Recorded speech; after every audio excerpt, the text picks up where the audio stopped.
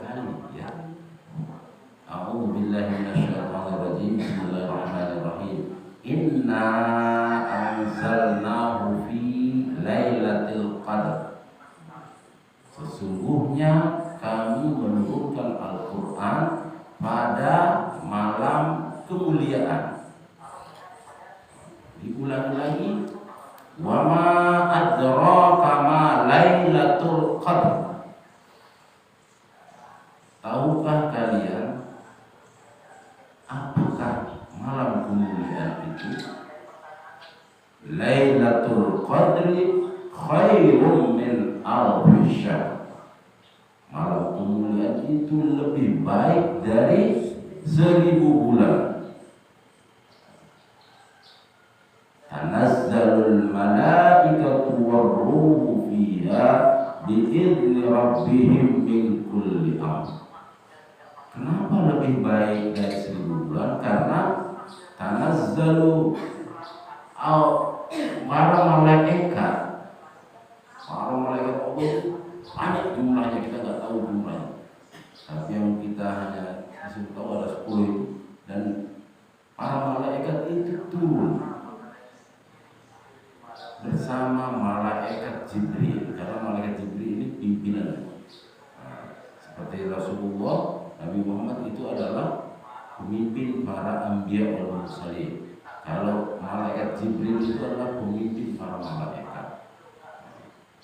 Jadi di malam kemuliaan itu turun seluruh malaikat beserta malaikat Jibril dengan izin Allah untuk mengatur segala urusan, segala perkara.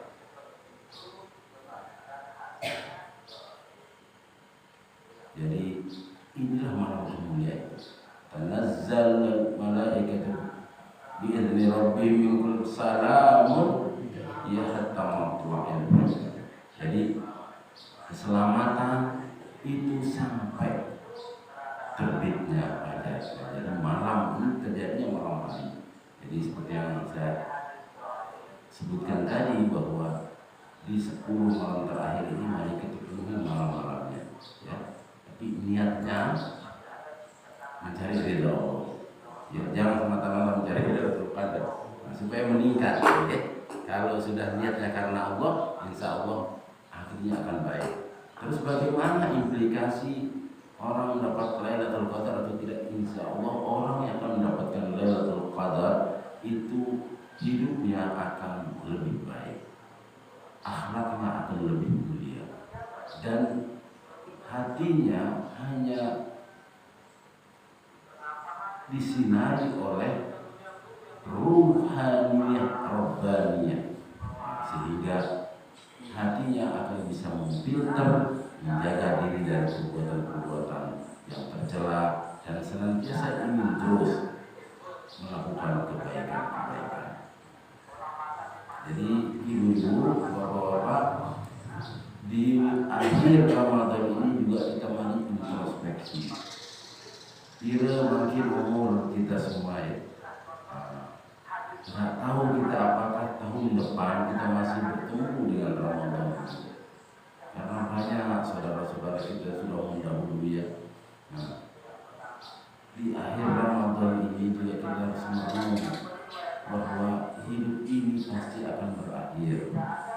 Semua kita, siapapun dia, siapapun apapun jabatannya, apapun kedudukannya, pasti akan sampai pada satu titik aja, yaitu berakhirnya hidup di dunia ini, dan dia akan nanti hidup di alam yang lain, yaitu alam akhirat.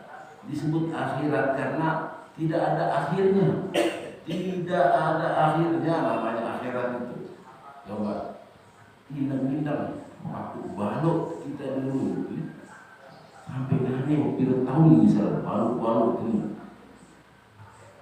kembali tidak akan kembali terus dia di alam barzakh. Alam barzakh itu namanya alam masa tunggu untuk menunggu akhirat.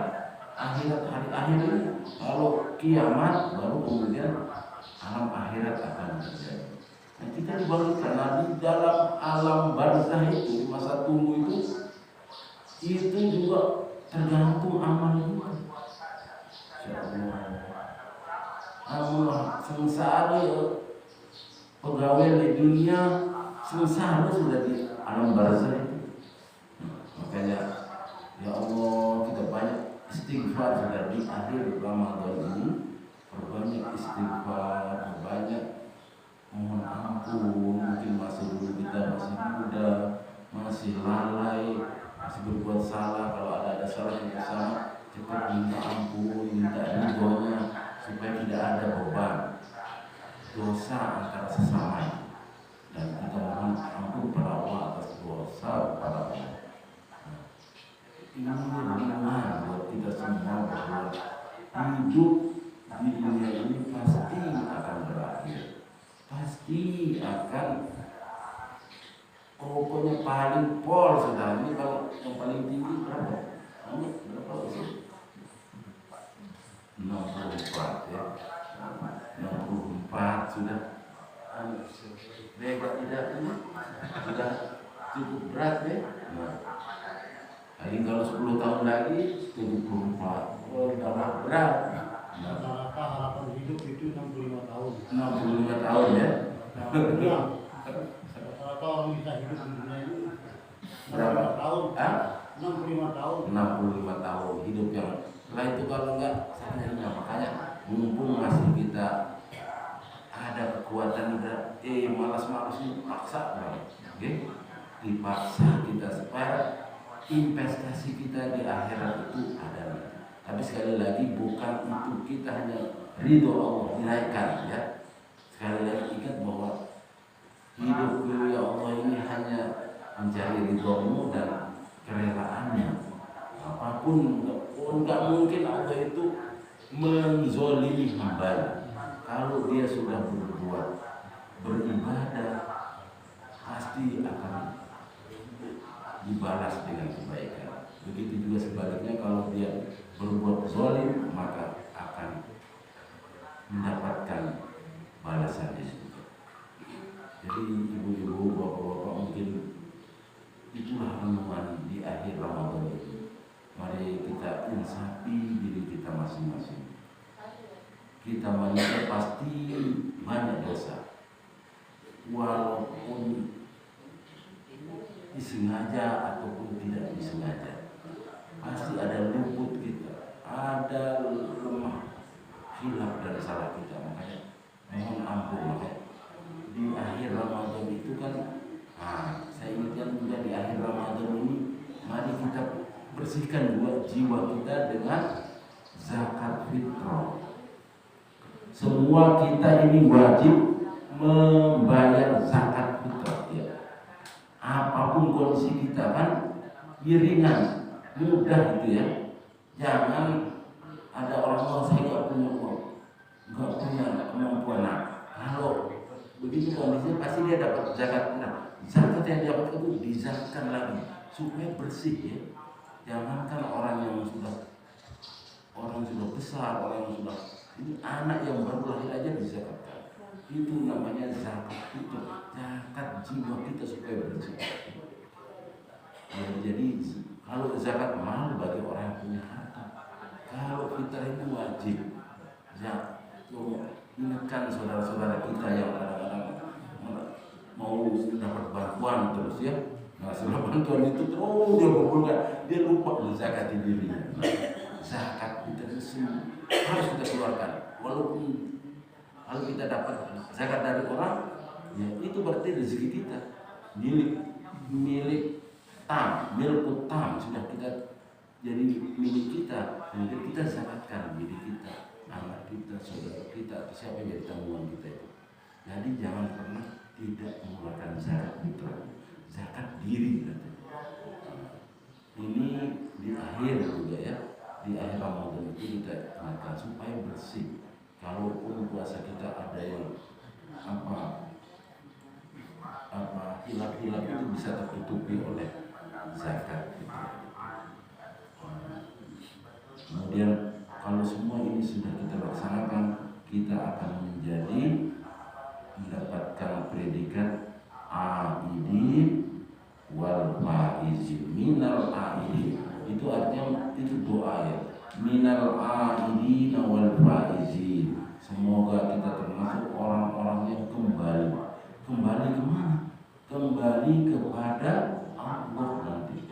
Kembali kepada Allah berarti kita rasanya dari Allah ini.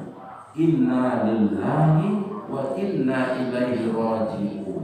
Jadi orang yang bisa kembali kepada Allah itu adalah orang-orang yang bersih, yang suci, yang tidak ada dosa. Itu kembali. Kalau orang nggak bisa kembali itu namanya orang yang tersesat. Itu bahasa Al-Qur'annya dhalin. Orang yang tersesat, tidak tahu jalan kembali, tidak tahu jalan pulang. Jadi akidin itu adalah orang-orang yang pulang, orang kembali kepada Allah, kepada asalnya, asal usul. Makanya orang kan senang pulang kampung ya. Itu karena kerinduan itu. Pulang ke kampung halaman itu rindu. Apalagi kalau kita merantau, tulis doang. Nah itu seperti itu kondisinya. Jadi kalau orang yang bersih hatinya pasti dia ingin pulang ke asalnya, yaitu Allah yang at-tayyibin at-tahirin, yang maha suci, maha bersih. Makanya kita bersihkan diri di Ramadan ini. Kita bersihkan, kita cuci dosa-dosa kita dengan puasa, dengan qiyam Ramadan, qiyam lail, tilawatul Quran, zakat, infak, sedekah. Itu bersih nanti. Kita akan kembali diterima, diridhoi oleh Allah. Nah, kalau sudah kembali diridhoi maka kemudian menjadi faizin, orang-orang yang beruntung, orang-orang yang selamat, insyaallah. Jadi ini di akhir Ramadan sekali lagi ini juga nasihat buat tiap pribadi kepada kita semua juga. Mari kita isi 9 hari Ramadan ini dengan ibadah maksimal karena Allah, karena mencari ridho Allah. Yang kedua, mari kita bersihkan jiwa kita dengan membayar zakat fitrah. Kalau ada lebih uang kita, keluarkan zakat hartanya. Kalau nggak bisa berzakat harta, sedekahkan, infak semampuan kita. Mungkin ada yang lebih miskin atau lebih dari kita kasih. Itu pasti akan kembali. Apa yang kita keluarkan itu akan diganti oleh Allah dengan cara lain. Yakin saja. Insya Allah tidak akan pernah miskin orang yang dermawan, dan tidak akan pernah bangkrut orang dermawan. Jaminan Allah ini kalau ada lebih, ya. Bahkan dulu kalau para sahabat itu, semua dikeluarkan itu. Nah, itu para sahabat. Makanya kalau kita bisa mengukur, ini ada kelebihan. Makanya kan cara Rasulullah mengajarkan kalau kita buat masakan, kalau nggak cukup itu dibagi, banyakin airnya, kuahnya, supaya minimal kuah kita bagi. Itu gambaran supaya kita membersihkan harta kita, jiwa kita, tidak ada hal-hal yang syubhat. Terakhir kita mohon mudah-mudahan kita bisa kembali ke Allah dengan bersih jiwa raga dan diterima diridhoi. Amin ya rabbal alamin. Saya kira ini mungkin kalau ada pertanyaan, yes, mungkin. Anak bajang cuma anak jaga suka, bau anak bajang terima jaga suka. Saat menerima dikasih jaga simpan pakai anak bajang. Bau nanti terima. Anak orang tua, orang yang lebih tua memberikan kepada yang lebih kecil, namanya tambur. Jadi zakat fitrah itu kepada mustahik pertama ya, kepada siapa saja di luar tanggungan kita. Jadi kalau ibu anak bajang tidak bisa, asal dia kondisinya miskin, fakir miskin ini ya. Itu kemudian anak bajang itu juga harus mengeluarkan zakat fitrah untuk dirinya nanti. Nah, sudah zakat misalnya, walaupun misalnya di tengah bulan dia mengeluarkan juga. Ya anu ni dulu. Jadi, Biasa dia bibik dia minta di bapaknya.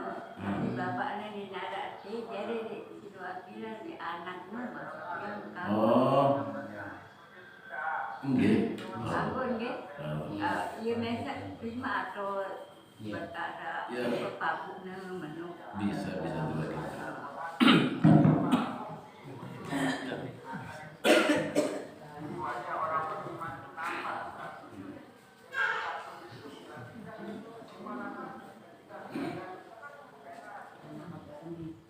Jadi Nike diwakilkan atau berapa?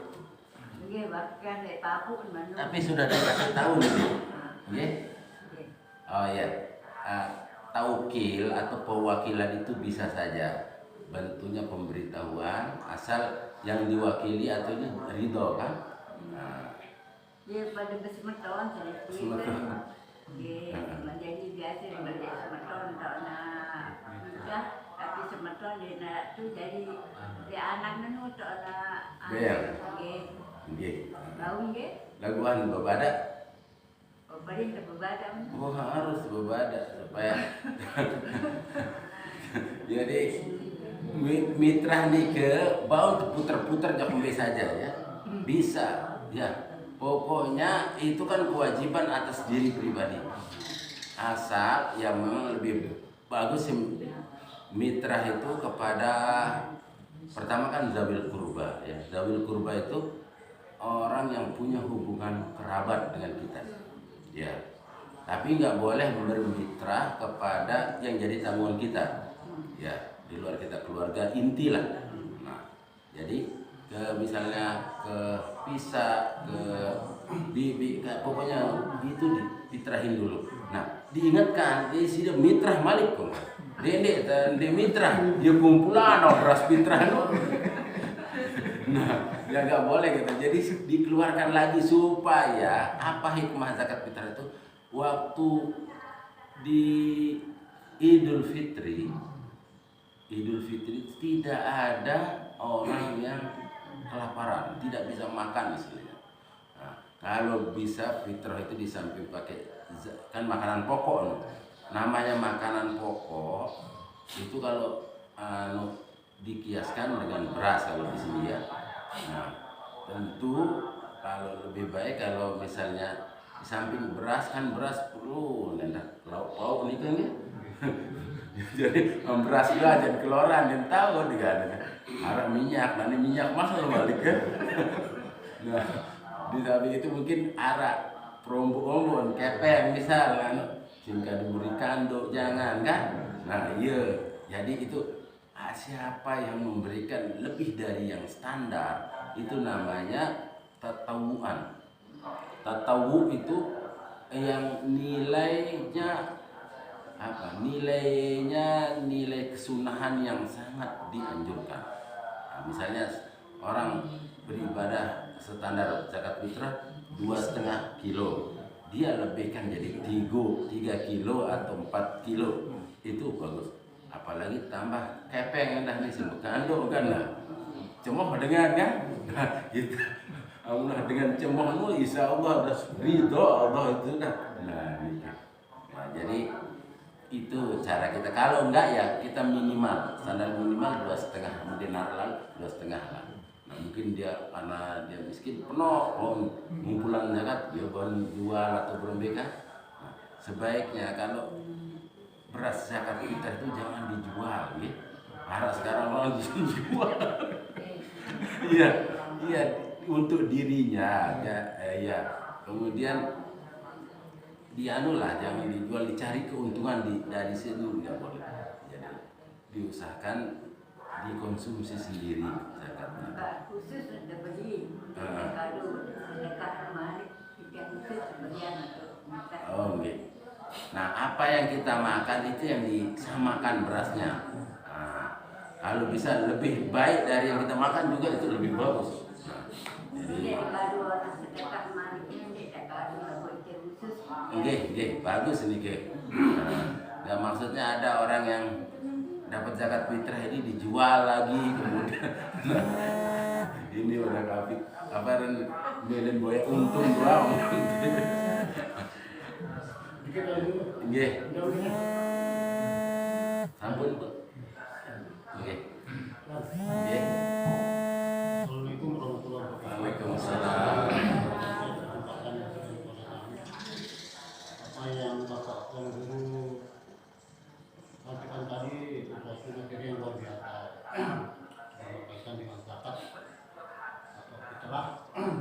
Cuman ada yang ditanyakan kaitan dengan zakat mal atau zakat Nggih. penghasilan. Iya. Ya, kayak Bapak Tuan Guru kan sebagai PNS. Ya, di samping beliau Bapak Tuan Guru juga sebagai dosen. Beliau ini Pak DJ ini kan untuk dia pensiunan. Nah, bagaimana hukumnya kalau penghasilan kita kayak PNS yang mungkin ada saja PNS itu yang minus gajinya kan? Nah, Ada juga PNS yang dipotong gajinya sama zakatnya setiap bulan depan kan? Ada juga macam-macam lah. Dan juga kita tidak pulang gaji kita mana. Nah, bagaimana penghitungannya atau hukumnya itu penghasilan kita sebagai PNS untuk bagaimana bisa kita mengeluarkan zakat daripada penghasilan kita. Yang mohon penjelasan kalau nggih. Zakat mal atau zakat amwal itu ada ketentuannya. Jadi ketentuannya adalah dia tersimpan dalam 1 tahun haul. Jadi 1 tahun, misalnya kalau emas atau perak dan harta berharga, dia bertahan atau daur tahunannya itu 1 tahun. nisabnya. Nah, nisabnya 1 tahun. tahun. Kemudian dia harta itu juga melebihi kebutuhan pokok, kebutuhan kita. Jadi ada kelebihan dari kebutuhan kita. Kalau misalnya sekarang PNS sudah dipotong ini belum kredit macam-macam kurang, nggak ada kewajiban zakat itu, zakat mal itu ya. Yang ada paling infak sedekah ya. Jadi ajaran Islam tidak pernah memaksakan seseorang di luar kemampuannya. La yukallifullahu nafsan illa wus'aha. Jadi zakat amwal itu dikonversi 2,5%. 2,5% dari apa? Dari setelah dikurangi kebutuhan pokok itu. Jangan mengeluarkan zakat sementara anaknya nggak sekolah, anaknya nggak makan, itu zolim untuk keluarga. Makanya yang perlu pertama kita memberi istri, memberi anak itu bagian sedekah ya. Itu dipenuhi dulu, makanya zawil qurba. Supaya apa maksudnya? Itu supaya tidak ada menjadi tanggungan orang lain, beban orang lain. Jadi kalau unit-unit keluarga kita ini kakak-kakak itu memenuhi kebutuhan sendiri-sendiri, insya Allah tidak jadi beban orang lain nanti. Orang yang berlebih dari kebutuhan pokoknya itu yang melakukan zakat. Di Indonesia ini ada kan lazis, ada basnas, ada lazisnu, lazismu, kemudian belum kotak-kotak amal macam itu kan. Semua itu kalau dikelola belum wakaf, kalau dikelola secara maksimal, insya Allah akan terpenuhi orang-orang miskin ini. Tapi ya itulah mungkin juga orang-orang miskin ini ya itulah cara Allah untuk menguji kita.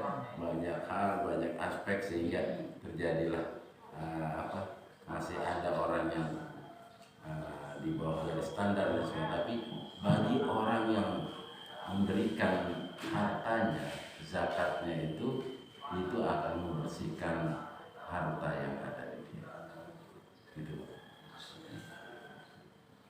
kaitan dengan besarannya itu berapa dia besaran nilai kuantumnya dari penghasilan kita itu. Besarannya itu kalau di 2,5%. besaran nilainya, ininya, besaran totalnya. Tanggal 14 Mas Kasun ya, standarnya itu 80 gram pirajin manggil. Berapa harganya? Hah? 400 per gram. 850 kali 85 berapa jadi? 80 juta kurang. Nah, 80 juta. Sekitar 80 jutaan lah, 80 juta, dan itu dalam 1 tahun ya. Kalau misalnya ada zakat profesi memang ya. Zakat profesi itu kalau 85 itu dibagi 12 berapa? 7 juta. Nah, 7 juta. Ini 7 juta.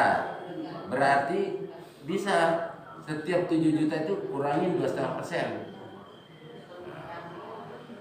Kalau emas, kalau kita punya harta 80 juta tersimpan selama 1 tahun, keluarkan zakatnya. Paling berapa itu? 2,5%? 80 juta 2,5% beda nih guys. Lanjut ke tahun Hah? Sekitar 200. 200. 1 jutanya 25. Kali 80. 100. Sampai 200. Iya sampai 200 kan? Sampai 200. 200. Nah, ini segede kepeng baru 10 juta. Harus 200. 2 jutaan. Kalau dia 2 jutaan. 2 jutaan. Iya. 2 juta per tahun. 2 juta per tahun. Din berat, kepeng baru 10. Milit bude kepeng baru 10 juta tuh ndek. Nah, milit tapi sebulan baru 10 juta, sebulan 2 juta masa berat? Enggak. Nah, kalau 7 juta 2,5% bila 200 ya? Bila sampai 175. Nah, itu sebenarnya enggak berat ya. Nah.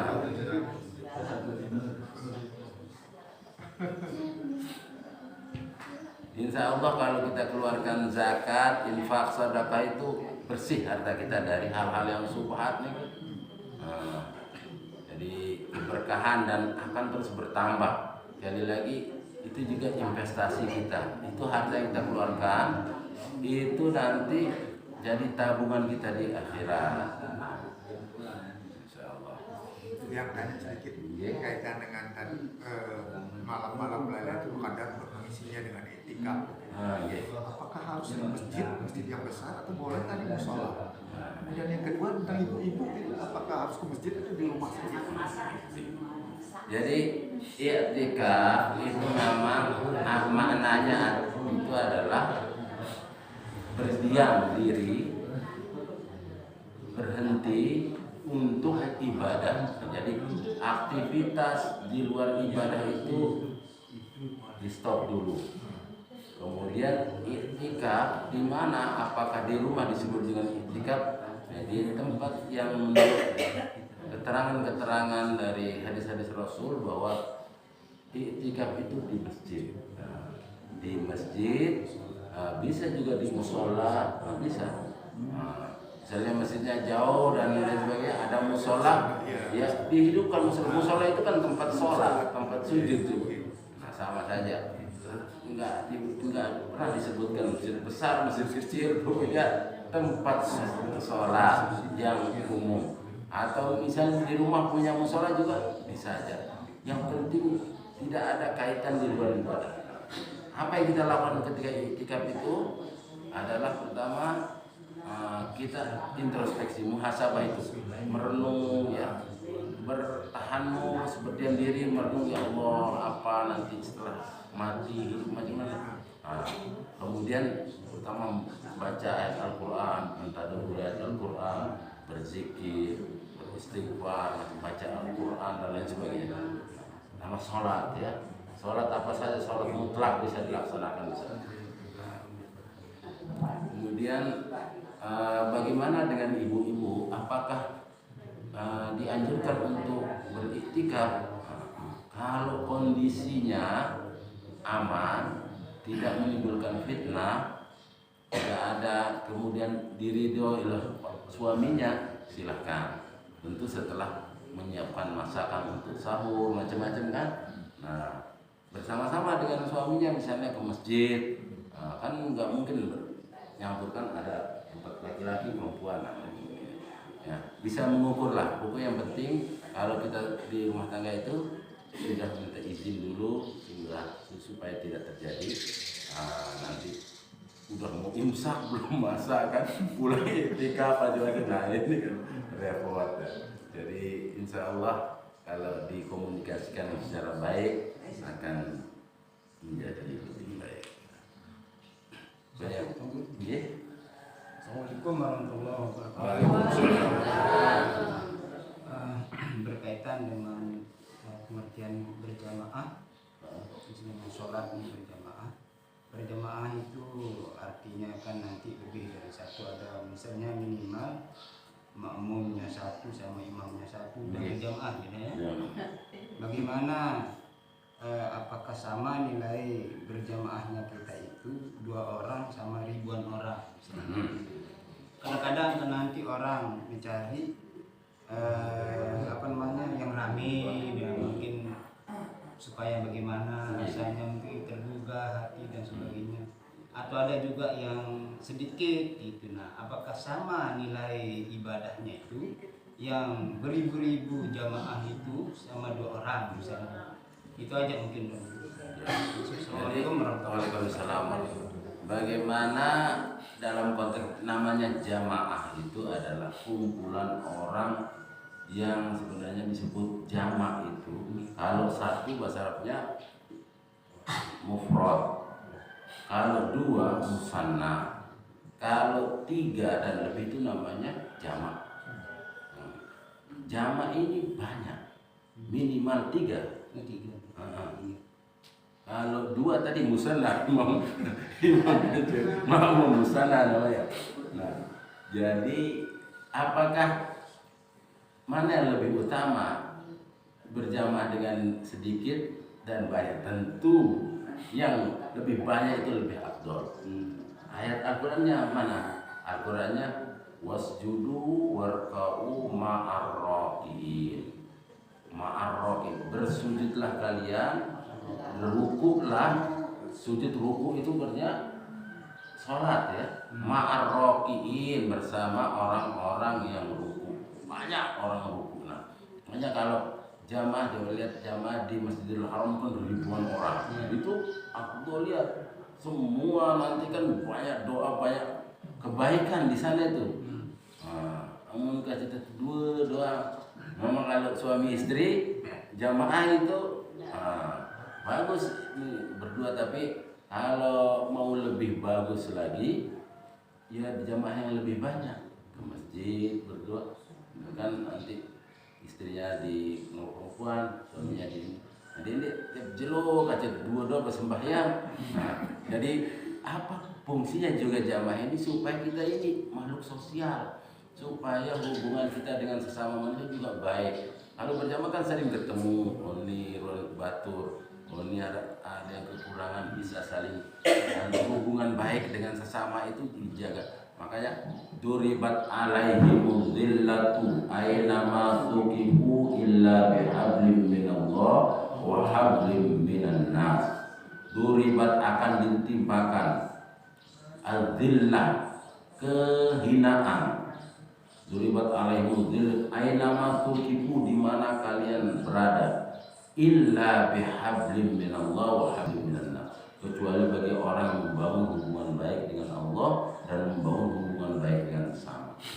Semua bentuk ibadah ini sebenarnya disuruh berjamaah. Ya, puasa, amat mesa puasa, dikat tidak penting, bot ganti, berat. Kami coba. Pak Ustaz, jadi bertiga kadang di sini berjamaah. Maunya katanya mau apa namanya? Jamak mana? Dari dia kadang beli datang, kadang ketiga kemana-mana. Jangan gede-gede ke masjid. Nah, makanya bagaimana Datang ada bagi rapat. baju ini doang. Bagi rapat nanti. ya daripada misalnya, tapi misalnya musola kita ini harus tetap hidup, jangan keluar. Hidup katanya masalah tapi jarang dia datang. Masing-masing kita dia.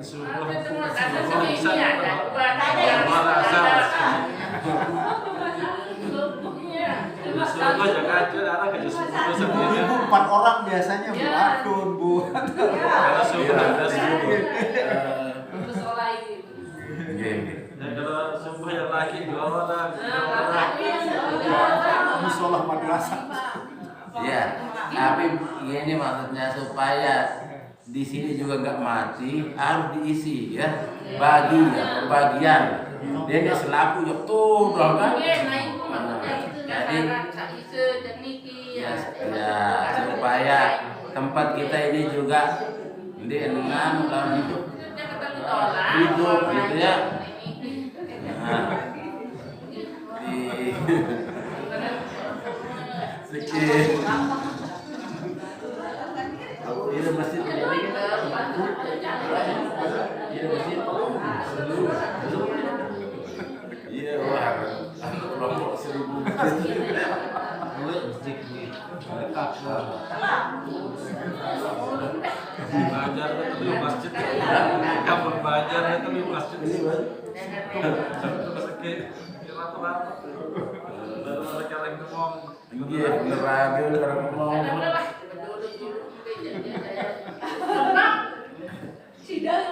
Amun subuh-subuh pira anu jamaah ini kan banyak. Subuh aja pada asar ke zuhur. Asar bela ibadah asar. Iya, banget. Iya. Sembahyang dulu. An azan nanti segera aja penuhi ini mumpung amun tuh biasa le bulan Ramadan insya Allah harus bulan selain Ramadan penuh sepi.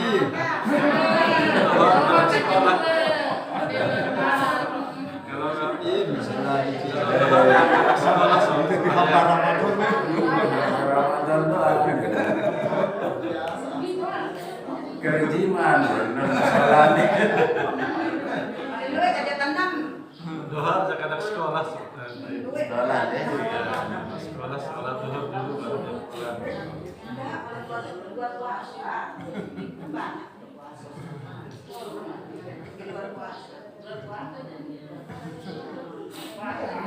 Nah, jadi kalau kita sering berjamaah ini bau serius kan batur oh ini loh tayak ini kan. Nah, diajak ada kewajiban kita ini kan wal taqum minkum ummatun yad'una ilal khair wa ya'muruna bil ma'ruf wa yanhauna 'anil munkar. Jadi hendaklah ada dari kalian itu sekelompok orang yang mengajak kepada kebaikan.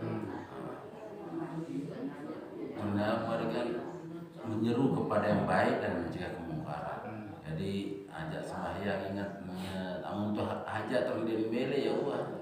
Dan kewajiban dia gugur. Begitu juga kalau kemungkaran kita lihat semampu kita ingatkan. Menu kita tingkatan dia ya terserah. Tapi jadi kewajiban kita sudah gugur ya. Kewajiban sebagai seorang muslim itu.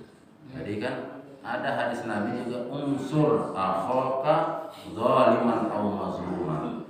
Tolong saudaramu yang dizolimi atau yang menzolimi. Jadi kita harus menolong kalau orang membuat zolim ya cegah dia. Atau dizolimi dia kita bantu dia. Ini cara kita supaya kita mendapat sekali lagi ridho Allah. Kalau ridho Allah sudah didapat, ridho sesama manusia diperoleh, selamat.